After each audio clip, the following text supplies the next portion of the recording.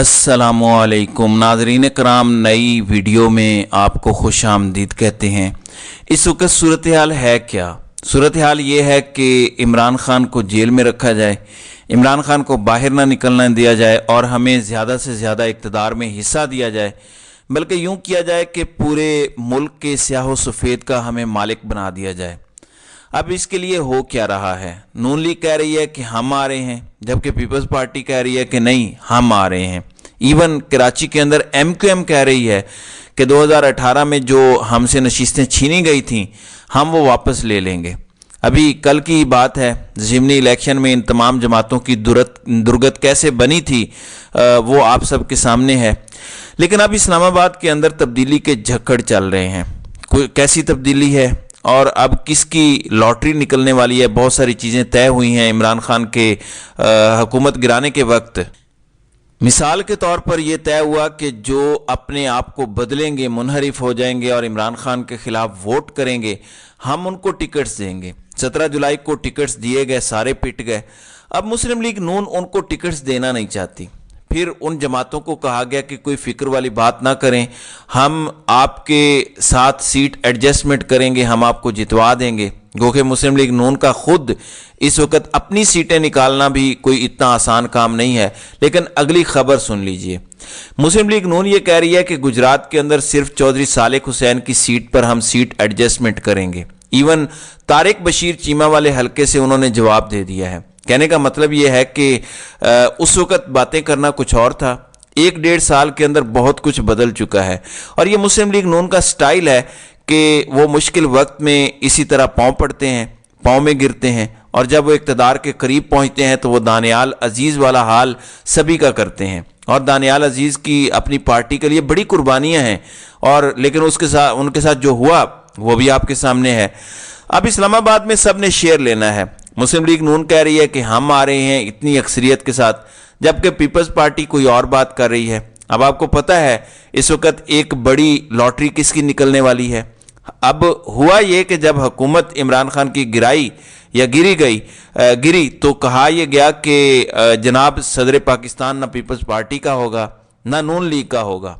अब जब इलेक्शंस करीब हैं, अगर 8 फरवरी को इलेक्शंस अपने शेड्यूल के मुताबिक या सुप्रीम कोर्ट की मुकर्रर करदा तारीख के मुताबिक होते हैं, अब एक बार फिर ऐवान सदर पर नज़रें जमा ली गई हैं और वहाँ पर डॉक्टर आरिफ अलवी के होने की वजह से तो पहले ही बहुत तकलीफ है।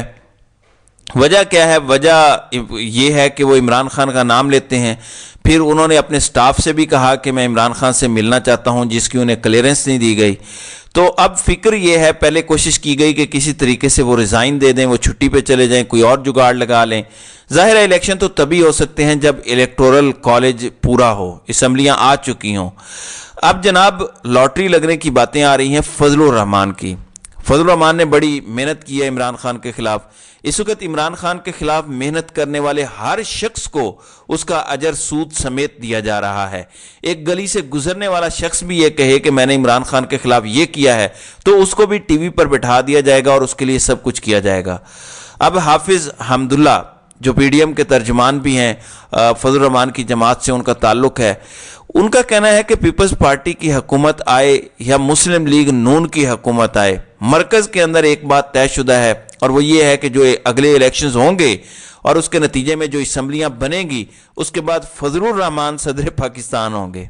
अच्छा, ये भी एक बड़ा ही दिलचस्प पहलू है कि असम्बलियाँ आएंगी और फजलुर रहमान सदर होंगे। आपको पता है कि फजलुर रहमान को बहुत सारे ममालिक वीज़ा भी नहीं देते, तो पाकिस्तान के सदर को वीज़ा भी नहीं दिया जाएगा।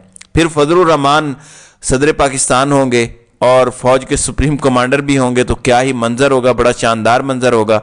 अब आप इस सारे अमल को करने के लिए पाकिस्तान तहरीक इंसाफ के बल्ले से इन्हें डर लगता है। बल्ले का इंतखाबी निशान हुआ बावजूद इसके कि इमरान खान जेल में हैं, बावजूद इसके कि उनकी पार्टी को तोड़ा गया है, प्रेस कॉन्फ्रेंसेस करवाई गई हैं, इस्तेकाम पाकिस्तान पार्टी में लोगों को शामिल करवाया गया है, इसी तरीके से परवेज़ खटक की जो है वो पार्टी बनवाई गई है, लेकिन उसके बावजूद डर लगता है। इसकी एक मिसाल मैं आपको देना चाहता हूं। एक तो 2 लोग हैं जो इलेक्शन डिले कराने के जिम्मेदार होंगे, एक हबीब अकरम साहब और एक अकबर बाजवा साहब। اس کی وجہ کیا ہے؟ یہ مختلف حلقوں میں جا رہے ہیں اور مختلف حلقوں میں جا کے ہمیں حقیقی صورتحال بتا رہے ہیں کہ اگر آج الیکشن ہوتے ہیں تو کیا صورتحال ہوگی اور عوام کس کو ووٹ کریں گے، کیا سینیریو بنے گا۔ اب ذرا سن لیجئے، اب یہ شیخو پورہ کے اندر گئے، میاں جاوید لطیف کا یہ حلقہ ہے۔ اکبر باجوہ کے مطابق وہاں پر 2/3 سے بھی زائد لوگ عمران خان کے ساتھ ہیں، جبکہ حبیب اکرم کا بھی یہی تجزیہ ہے۔ اب بلے کے نشان کو ہر صورت ختم کرنا ہے۔ اب پاکستان تحریک انصاف نے کل انٹرا پارٹی الیکشن کروایا اور انٹرا پارٹی الیکشن میں انہوں نے اپنے لوگ الیکٹ کروا لیے۔ اب انہوں نے یہ بتایا رات کو، نیاز اللہ نیازی جو ان کے چیف الیکشن کمشنر تھے، انہوں نے کہا کہ ہم نے 1 دسمبر دن 3 بجے تک کا وقت مقرر کیا تھا کہ آپ اپنے کاغذات نامزدگی جمع کروا سکتے ہیں۔ ایون ان کو صرف گوہر خان اور پورے پینل کے صرف کاغذات ملے، جبکہ اکبر ایس بابر کوئی شام 5 بجے کے بعد آئے۔ اگر کوئی مسئلہ تھا وہ رابطہ کرتے تو ہم اس مسئلے کو حل کر لیتے۔ اب اس کے بعد تحریک انصاف یہ کہہ رہی ہے کہ بلے کا نشان چھیننے کے لیے اکبر ایس بابر کو لانچ کیا گیا ہے۔ اب یہ ساری باتیں اپنی جگہ پر ہیں۔ پھر انہوں نے کہا کہ جو جماعتیں ہمارے اوپر تنقید کر رہی ہیں انہوں نے تو کبھی انٹرا پارٹی الیکشنز کرائی ہی نہیں ہیں، ہم نے تو چلیں وہ بھی کرائے ہیں اور ان کے مطابق ہم نے قانون کے مطابق الیکشنز کروائے ہیں اور بلے کے انتخابی نشان پر ہی ہم الیکشن لڑیں گے۔ لیکن میں آپ کو یہ خبر دے دوں، اس وقت الیکشن سے زیادہ ایک اور جنگ ہے، اور جنگ یہ ہے کہ پاکستان تحریک انصاف ظاہر ہے بلے کا انتخابی نشان اپنے پاس رکھنا چاہتی ہے، جبکہ جو فیصلہ ساز ہیں وہ کہتے ہیں کہ تحریک انصاف کو بلے کا انتخابی نشان نہیں دیا جائے گا۔ مثلا آج جنگ کے اندر خبر چھپوائی گئی کہ تحریک انصاف نے نہ تو کاغذات نامزدگی چھپوائے ہیں، نہ ووٹر لسٹیں تھیں، نہ امیدواروں کو لڑنے کا موقع دیا گیا۔ بالکل پاکستان کے اندر پہلی بار ایسا الیکشن ہوا جس کے اندر آپ نے دیکھا ہوگا کہ لوگ بلا مقابلہ منتخب ہوئے ہیں۔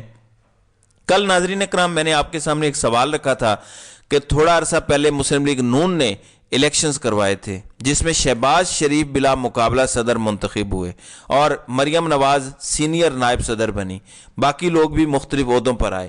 آپ مجھے بتائیں شہباز شریف کے مقابلے میں امیدوار کون تھا، اور جو شہباز شریف کے مقابلے میں امیدوار تھا اس نے کتنے ووٹ لیے اور شہباز شریف نے کتنے ووٹ لیے؟ آپ کو اس سوال کا جواب مل جائے گا۔